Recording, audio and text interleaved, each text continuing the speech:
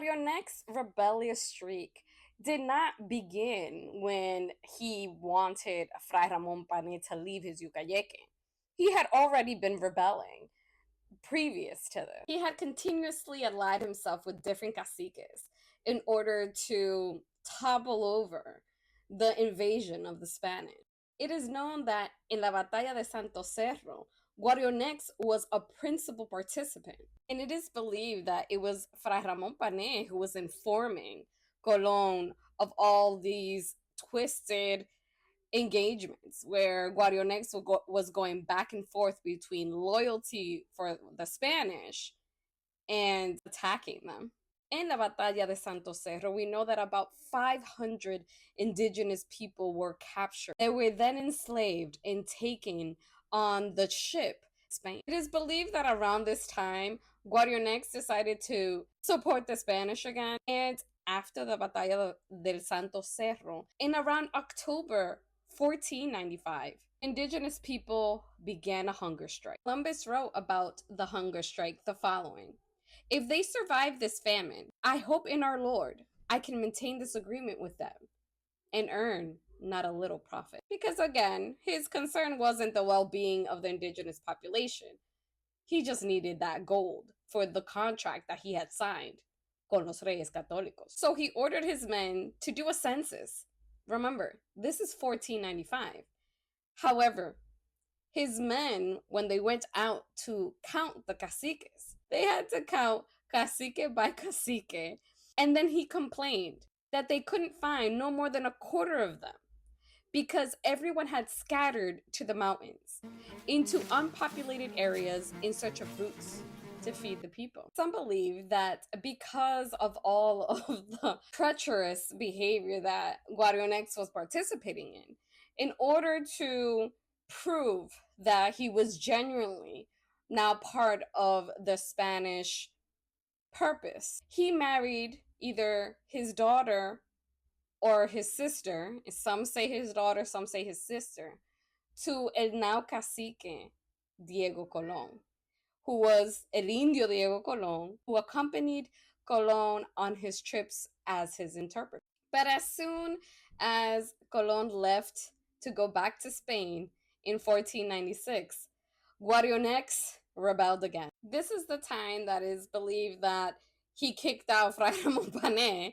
and also began to plot against the Spanish. When Bartolome Colón got word that Guarionex had gone rogue, he quickly gathered up his men and went straight to the fort of La Concepcion. From here, he began his attack against Guarionex. These openings that you see here were for 3 different types of weapons that the Spanish had: arquebuses, cannons, and there was a third one. From La Puerta de la Concepcion, Bartolome decided to attack, and he started going through the countryside finding these caciques, especially Guarionex, and he managed to capture him. Not only him, but several other caciques of the area. But when the people in the surrounding Yucayeques found out that Guarionex had been captured and taken to La Fortaleza de la Concepcion,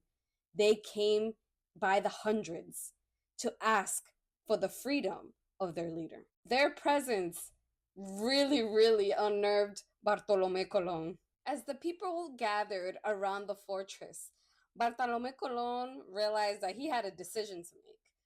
He had originally thought to just get rid of Guarionex. He had him captured, this is the end, just unalive them all. But when he saw all the people, he realized that if he did something to this man, he was going to have to reckon with all of these indigenous people. So he decided to unalive and hang the other caciques that he had captured. But Guarionex, he let him go free. But Guarionex took the time to plan another rebellion. He had told Bartolome that he was going to continue paying tribute, and so his plan was very simple. He told all the other caciques that were still available to allow their people to continue paying the tribute. And on the day that the tribute was supposed to be paid, they would attack the Spanish. So their plan was to attack on the night of the full moon. And so, because they used a lunar calendar, it was supposed that all of them knew when the full moon would be. But unfortunately, their plan to attack when they were going to give the tribute of either gold or food to the Spanish fell through. Why?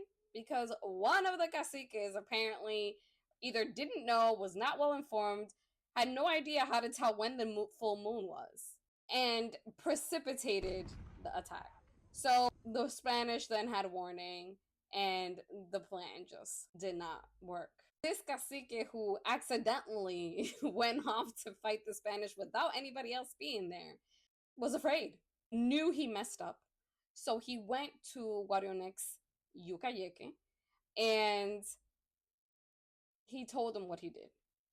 Guarionex, supposedly out of anger, had him unalived. It's believed that after this incident, Guarionex then decided to play it safe and continue to pay tribute. During this time, though, it wasn't only the indigenous people that were rebelling against Colon's administration. His own men were also rebelling.